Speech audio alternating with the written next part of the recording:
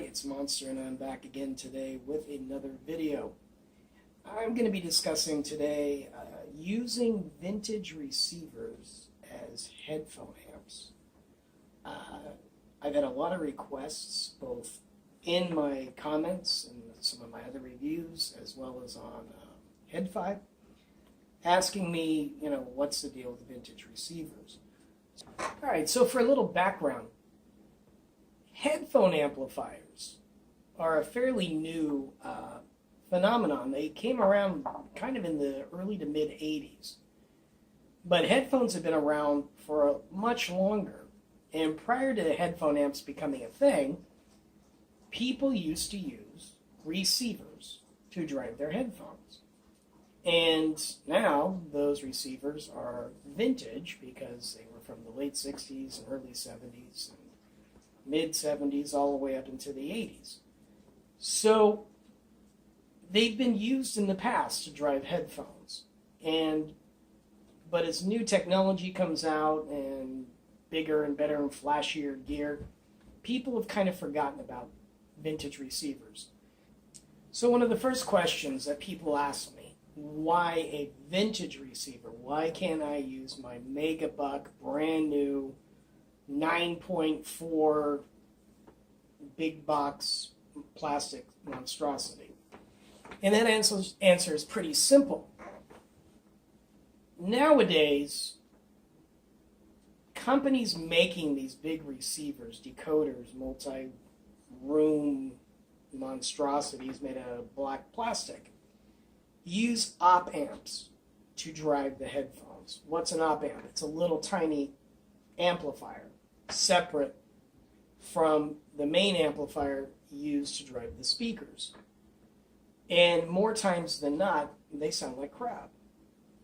Vintage gear, back late 60s to the late 70s, they didn't use op amps. They used a resistor inline tapping off of the speaker amp. So you are using the same amplifier that they use for the speakers to drive the headphones. And they don't do that anymore today. So that is why when you plug in your headphones into a modern AVR, it sounds like trash because it's a little tiny op amp. Old gear didn't do that. They did it the right way. So that's why you often hear people say, get a vintage receiver as opposed to a new receiver. What headphones will work with a vintage receiver? High ohm and planners. Okay? Anything 250 ohms or above, all the way up to 600 ohms, are going to sound great out of a vintage receiver. Likewise with planners. The old HE500s, I used to have a pair. They sounded phenomenal. Odyssey LCD2s, LCD3s. Planners, for whatever reason, I've been taught this before, and I kind of forget the hows and whys of planner technology. But even though a lot of planners are only 50 or 60 ohms, they're less sensitive to impedance mismatch than dynamic headphones. So you can use planners with vintage gear and 250 ohm and higher dynamic headphones with vintage receivers. What you don't want to use with a vintage receiver are earbuds. Don't use earbuds. And low ohm headphones, 32 ohms, 60 ohms, whatever. They don't sound good. You're going to get a lot of bass bloat. It's going to sound muddy. So what are some of the pros and cons of vintage receivers and headphone amps? Let's start with the pros. Versatility. I want you guys to try to think of one dedicated headphone amp that you can connect a Blu-ray player to, a CD player to, a tape deck player to, a reel-to-reel to, a turntable to, that have built-in equalizer, that has a built-in bass boost, that can get radio signals if that's your thing. Name one dedicated headphone amp that can do that. I'll wait, because there isn't one. They're extremely versatile. You can connect all sorts of gear to a vintage receiver. Run it through the receiver, and then use your headphone jack, and you're in audio heaven.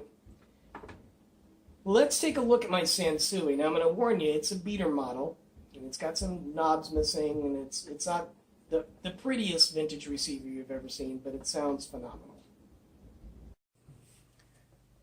Alright, so this is my Sansui 881. You will see that it's kind of a beater unit. It's missing some chrome caps right here. But it sounds wonderful. Starting on the left, you'll notice the headphone jack, and I've got a pair of headphones plugged into it right now. And then right here, you have the speaker selection. You can either do A, B, C, A plus B, or A plus C. So you can run two different speakers or a set of speakers and a subwoofer. This button is the audio muting button, and what that can do for you is if you're experiencing too much gain in your headphones, you can push this button in and it'll give you more wiggle room on the volume control. The low and high filters I never use, and I really don't know what they were for. I guess if you're sensitive to highs, you can push in the high filter, and same goes for the low filter as well. And then you will notice that you've got a tone control, 3 of them. This one has bass, treble, and then the not typical mid-range control. A lot of the older receivers had the bass and the treble, but very few actually had the mid-range. Then you've got volume and balance here. This is the loudness button, which kind of acts as like a treble and bass boost. Gives it a more dynamic sound, and it can be addictive, and it's actually kind of fun to use, but I typically try not to use it. Here you have a mono button, so if you, for whatever reason, you want to listen to it in mono instead of stereo. And then the tape monitors I don't use, FM muting off I don't use. You got your tuning control here if you want to listen to radio, and then your selector button. And then over here you have the mic jack, which I've never used. So what I've got connected right now to this 881, I've got a pair of Focal 905 Aria bookshelf speakers. They can handle up to 100 watts. This amp, I believe, is 55 watts per channel, so it's in that ballpark. When this 881 was released back in, I believe, 67, don't quote me on that, or 71, it was the top of the line for Sansui. There was the 881, and then below it was the 771, and then below that was the 661. So this was actually a very nice receiver back in the day. And it drives headphones just superbly. Another advantage is power. You have oodles and oodles of power. For a relatively small fee, you can get your headphones just cranking. Hard to drive headphones, just blasting and sounding really good. In order to get that same kind of power out of a dedicated headphone amp, you're going to spend upwards of $800 to $1,000, $2,000, $3,000, $4,000, $5,000, $6,000, $10,000 for a headphone amp to get that same amount of just raw power. Price, I've picked up vintage receivers for as low as $50. Typically, I mean, that's a good deal, but typically in good condition, both physically and sounding, you're looking at between $200 and $500 for a good one. You don't need a monster. Monster receivers are something above 100 watts per channel. Anything 40 watts, 50, 60, 75 watts is more than you need. That's going to give you so much volume headroom that you don't even need it. The ability to drive speakers, passive speakers. I've got a pair of Focal Aria 905s hooked up, and I listen to music all day. And dedicated headphone amps, for the most part, can't do that. So, for me, it's a no-brainer. You're saving money, you're gaining a tremendous amount of versatility, you're gaining a tremendous amount of just raw power. Not to mention they're beautiful looking. So, those are the pros of getting a vintage receiver versus a dedicated headphone amp. So I've told you about all the good stuff. Let's talk about some of the negatives of owning a vintage receiver. A lot of these receivers are 50 plus years old, and they oftentimes will need to be serviced occasionally.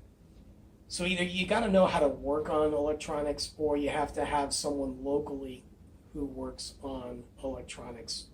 So I would call your local technician and ask him if he works on vintage solid state amplifiers. And to get one service is not that much, like $100-$150, unless you need a total recap. Then it could be a little bit more expensive. But to get it back, the lights working and the some soldering points redone, you're looking at $75 to $100. It's not a lot of money. So you need to have a technician. 2, they're big. They take up a lot of real estate. So you need some space on your desk or wherever it is that you got your headphones situated. You need a lot of space. I'll show you right now just how big they can be. And this isn't even my biggest receiver. This is about average for the ones that I have. Now you will notice that I've got my Sansui on a little kind of a small table below my computer desk. Simply because I don't have enough real estate up top to put it. So you can kind of see the size that it requires. On the left, I've got my Glenn OTL amp. In the middle there, I have a Gilmore Light Mark II, and then on the right is my Vinshine Audio R2R Reference 1 DAC amp. So you can see that the Sansui is the biggest of the 4 pieces, so that is something to consider. These receivers are not small, and they take up a lot of room. So you need to be able to find a place to put it, and this is the solution that I have found for it. A lot of people are asking me, Monster, which is a good receiver? My rule of thumb that I personally use, I do not buy anything with digital tuners or dials or meters. I like to keep everything analog. And I don't like to buy anything made after 1979. So anything from 69 to 79, in my opinion, is going to sound great. Now, there's a lot of models out there. A lot of companies made receivers back then. The big 3 from that era were Pioneer, Marantz, and Sansui. They each had a house sound. Pioneer was typically were the brightest of the 3. A lot of detail and treble. Sansui was kind of in the middle with really nice mids and nice bass. And then Marantz was known for just having that super warm 70s sound. There are other companies that make good receivers. I've got an Akai that sounds very nice. I've got an Onkyo. I've got a Kenwood. I've got 2 Sansuis and a Marantz. I would try to do your research to find out the sound signature of a receiver that you're looking for. If you've got a warm headphone like some of the ZMF gear, or maybe an HD 650 or 6XX, you're probably going to want to pair that with a brighter receiver. If you've got a Bayer Dynamic, DT 770 or 990 or T1, you're going to want to pair that with a warmer receiver. So you need to do your research. Try to look around. There's a great website called Audio Karma that deals in vintage audio gear. I would register there and ask, hey, I'm looking at this model. What do you guys think of the sound? But if you stick with Kenwood Pioneer, Marantz, Sansui, Macintosh, Yamaha, Sony from that era was actually really good. And there's others. I can't remember all of them. Keep it between 69 and 79. You don't need to go above 100 watts. And don't drop too low in the wattage. I like to go 40 and above, but you might be able to get away with 35 or 30, but don't quote me on that. You will be blown away about how good these drive headphones. The modern headphone amps today can sound better. Some of the older gear lacks the micro detail. I get bigger and deeper sound stage out of my tube amps, but that has a lot to do with tubes versus solid state. I have a Gilmore Light Mark II that has wider staging than my old gear, but it just cannot compete with the bass. The bass just slams out of my vintage gear with my Atticus, with my Auteurs, with my Verites, with my Sennheiser HD250, and of course with my AKG sextets. It's a phenomenal pairing. It's better than even my Glen OTL. All of those, I get much, much, much better bass, slam, and extension out of my vintage gear than I do the Gilmore Light Mark II. And that's okay, because I didn't buy the Gilmore Light to drive my harder to drive headphones. I got it for my K701s and my AD2000s. So it doesn't bother me that it doesn't give me tremendous amount of bass, because I didn't buy it for that. But you will have a tremendous amount of volume playroom. You're going to get it at 9 o'clock, 9:30 on the dial. It's going to be so loud your ears won't be able to stand it, and the bass is just going to pummel you into submission. There's so much power out of these old beasts. So if you have any questions or comments about purchasing a specific receiver, I will do my best to help you out. I mean, you're going to have to use a little common sense. I would check the seller's feedback, see if he's a reputable person. Ideally, what you're going to want to do if you're going to go look at a vintage receiver is try to find one that's local. And take your headphones with you. And plug them in at the guy's house and listen to him for yourself before you buy it, take it home, and then find out you don't like the sound. But I think you will like the sound. For the price, for the versatility, for the power to drive these harder to drive headphones, vintage receivers are impossible to beat. So, if you have any questions or comments, drop a message and I'll get back to you as soon as I can. This has been Monster, and I'll talk to you again next time.